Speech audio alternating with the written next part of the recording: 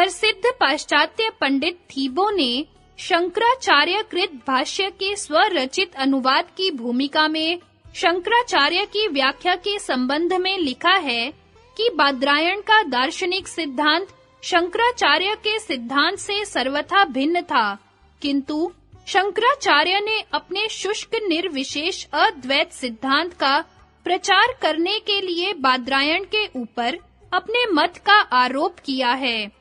इसलिए ब्रह्म सूत्र के शांकर भाष्य को पढ़ने से सूत्रकार का वास्तविक सिद्धांत नहीं मालूम हो सकता। इनकी समालोचना के अनुसार ही पूर्ववर्ती बहुत से समालोचकों ने स्वामी शंकराचार्य के विषय में ऐसा ही मत प्रकट किया है। प्राचीन काल के रामानुजाचार्य ने भी ब्रह्म सूत्र के व्याख्यान के प्रसंग में स्वामी शंकराचार्य के व्याख्यान के ऊपर विभिन्न स्थलों पर दोष दिखलाए हैं।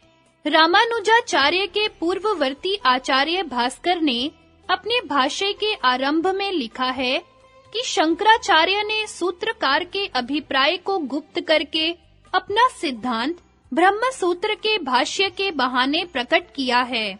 संभव है उपर्युक्त समालोचनाओं में अत्युक्ति से काम लिया गया हो, क्योंकि ब्रह्म सूत्र के भाष्यकारों में अपने संप्रदाय से भिन्न विचार वालों के प्रति प्राय ऐसी ही शैली चल निकली है, किंतु बादरायण के मूल सूत्रों पर सांप्रदायिक पक्षपात से रहित होकर स्वतंत्र विचार से दृष्टि डालने से यह स्पष्ट प्रतीत होता है कि अन्य सब दर्शनकारों के सदृश उनमें भी सांख्य और योग के द्वैत सिद्धांत का ही प्रतिपादन किया गया है, जो स्वामी शंकराचार्य की अद्भुत विद्वता द्वारा निर्विशेष अद्वैत सिद्धांत के रूप में दिखलाया गया है।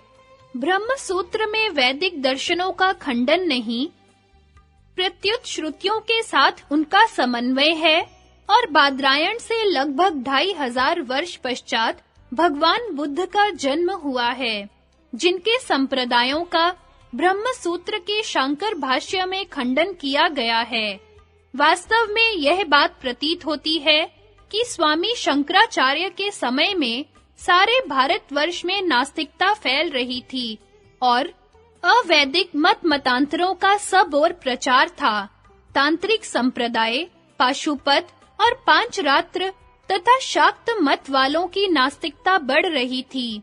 बौद्ध धर्म, जो एक प्रकार से सांख्य और योग का ही रूपांतर था, जिसके निवृत्ति मार्ग में भगवान बुद्ध ने अन्वय व्यतिरेक करते हुए समाधि द्वारा नेति रूप स्वरूप अवस्थित प्राप्त करना सिखलाया था। सौत्रांतिक, वैभाषिक, योगाचार, माध्यमिक आदि संप्रदायों में विभक्त होकर अपने उच्च आत्म और चैतन्यवाद से विच्युत होकर जड़वाद की ओर झुक रहा था और बहुत संभव है कि इस जड़वाद के प्रभाव में उस समय के कोई दार्शनिक विद्वान भी वैदिक दर्शनों से अनीश्वरवाद को सिद्ध करने में प्रवृत्त हो रहे हों। इसलिए इस सारे अवैदिक और नास्तिक वातावरण को वैदिक धर्म में परिवर्तित करने के लिए स्वामी शंकराचार्य को पाशुपत, पांचरात्र और शाक्त संप्रदायों के साथ-साथ वैदिक दर्शनों के भी खंडन की आवश्यकता हुई हो और जड़वाद के स्थान में अद्वैत चैतन्यवाद स्थापन करना आवश्यक समझा हो। यहाँ वैदिक दर्शनों में विशेषकर सांख्य और योग के द्वैत सिद्धांत को संक्षेप से बतलाकर उसकी शंकर के अद्वैत सिद्धांत से सामान्य रूप से तुलना दिखला देना पाठकों की जानकारी के लिए उचित प्रतीत होता है। सांख्य योग का द्वैत सिद्धांत। चेतन और जड़ दो अनादि तत्व हैं। चेतन तत्व अपरिणामी, निष्क्रिय, निर्विकार, ज्ञान स्वरूप, कूटस्थ, नित्य है। जड़ तत्व त्रिगुणात्मक, सक्रिय और परिणामी नित्य है। चेतन तत्व की सन्निधि से जड़ तत्व में एक प्रकार का ज्ञान नियम और व्यवस्था पूर्वक विरूप अर्थात विषम परिणाम हो रहा है। सत्व में क्रिया मात्र रज और उस क्रिया को रोकने मात्र तम का सबसे पहला विषम परिणाम महत तत्व कहलाता है। यही महत् तत्व सत्व की विशुद्धता से अपने समष्टि रूप में विशुद्ध सत्वमय चित्त कहलाता है, जिसमें समष्टि अहंकार बीज रूप से रहता है। यह ईश्वर का चित्त है और अपने व्यष्टि रूप में सत्व की विशुद्धता को छोड़े हुए सत्व चित्त कहलाते हैं, जो संख्या में अनंत हैं, जिनमें व्यष्टि अहंकार बीज रूप से रहते हैं। ये जीवों के चित्त हैं। चेतन तत्व में अपने ज्ञान के प्रकाश डालने की और महत् तत्व में उसको ग्रहण करने की योग्यता अनादि चली आ रही है। पुरुष से प्रकाशित अथवा प्रतिबिंबित समष्टि चित्त समष्टि अस्मिता और व्यष्टि चित्त व्यष्टि अस्मिता कहलाते हैं। पुरुष निष्क्रिय होता हुआ भी अपने चित्त का दृष्टा है, अर्थात चित्त में उसके ज्ञान के प्रकाश में जो कुछ भी हो रहा है वह उसे स्वयं ज्ञात रहता है। व्यष्टि चित्त के संबंध से चेतन तत्व का नाम जीव है, जो संख्या में अनंत और अल्पज्ञ है, और समष्टि चित्त के संबंध से चेतन तत्व का नाम ईश्वर, अपर ब्रह्म, सगुण ब्रह्म और शबल ब्रह्म है, जो एक और सर्वज्ञ है। अपने शुद्ध स्वरूप से चेतन तत्व का नाम परमात्मा, निर्गुण ब्रह्म, शुद्ध ब्रह्म और पर ब्रह्म है। पुरुष शब्द का प्रयोग जीव, ईश्वर और परमात्मा तीनों अर्थों में होता है। दूसरा विषम परिणाम अहंकार है, अर्थात पुरुष से प्रकाशित अथवा प्रतिबिंबित महत् तत्व ही रज और तम की अधिकता से विकृत होकर अहंकार रूप से व्यक्त भाव में बहिर्मुख हो रहा है। यह अहंकार ही अहम भाव से एकत्व, बहुत्व, व्यष्टि और समष्टि रूप सब प्रकार की भिन्नता का उत्पन्न करने वाला है।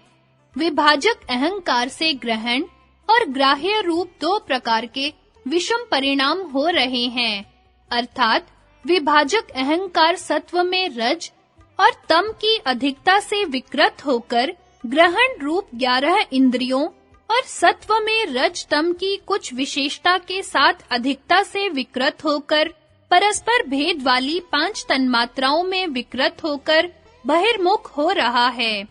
पांचवा विषम परिणाम 5 स्थूल भूत है, अर्थात अहंकार से व्याप्त पांचों तन्मात्राएं ही सत्व में रज और तम की अधिकता से विकृत होकर पांचों सूक्ष्म और स्थूल भूतों में व्यक्त भाव से बहिर्मुख हो रही हैं। इस प्रकार बहिर्मुखता में महत् तत्व की अपेक्षा अहंकार में, अहंकार की अपेक्षा 11 इंद्रियों और 5 तन्मात्राओं में और तन्मात्राओं की अपेक्षा पांचों सूक्ष्म और स्थूल भूतों में क्रमशः रज तथा तम की मात्रा बढ़ती जाती है और सत्व की मात्रा कम होती जाती है। यहाँ तक कि स्थूल जगत और स्थूल शरीर में रज तम का ही व्यवहार चल रहा है।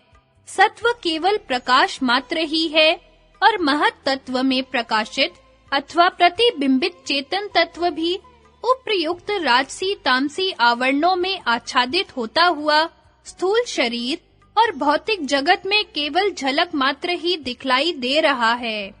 यह सब अवरोह क्रम है। इससे उल्टे आरोह क्रम में जितनी अंतर्मुखता बढ़ती जाएगी, उतनी ही रज तथा तम का विक्षेप आवरण हटकर सत्व का प्रकाश बढ़ता जाएगा और उस प्रकाश में चेतन तत्व की अधिक स्पष्टता से प्रतीति बढ़ती जाएगी। इस प्रकार अंत में गुणों के सबसे प्रथम विषम परिणाम रूप चित्त को भी सर्ववृत्ति निरोध द्वारा अपने कारण में लीन करके शुद्ध चेतन स्वरूप में अवस्थिति प्राप्त की जा सकती है। व्यष्टि चित्तों में जो लेश मात्र तम है, उसमें बीज रूप से अविद्या विद्यमान है। इस अविद्या क्लेश से क्रमशः अस्मिता, राग, द्वेष, अभिनिवेश, क्लेश और उनसे सकाम कर्मों से उन्हीं के अनुसार कर्माशय, कर्माशय के अनुसार जन्म, आयु और भोग तथा उनमें सुख और दुख उत्पन्न होते हैं। संप्रज्ञात समाधि की चारों भूमियों वितर्क, विचार, आनंद और अस्मिता, अनुगत में ये सब क्लेश तनु अर्थात शिथिल हो जाते हैं और उसकी उच्चतम अवस्था विवेक ख्याति में सत्व की विशुद्धता से सारे कलेश अपनी जननी अविद्या सहित दग्ध बीज तुल्य हो जाते हैं। अब वही तम अपने अविद्या रूप धर्म को छोड़कर इस सबसे उच्चतम सात्विक वृत्ति को स्थिर रखने में सहायक होता है। सर्व वृत्ति निरोध रूप असंप्रज्ञात समाधि में चित्त में कोई वृत्ति न रहने के कारण दृष्टा की शुद्ध परमात्मा स्वरूप में अवस्थिति होती है। उस समय चित्त में निरोध के संस्कारों का परिणाम होता है। कैवल्य में व्युत्थान के सारे संस्कारों को नष्ट करने के पश्चात निरोध के संस्कार स्वयं भी नष्ट हो जाते हैं। तब अपने धर्मी चित्त के अपने कारण में लीन होने के साथ दग्ध बीज रूप अविद्या क्लेश का भी लय हो जाता है।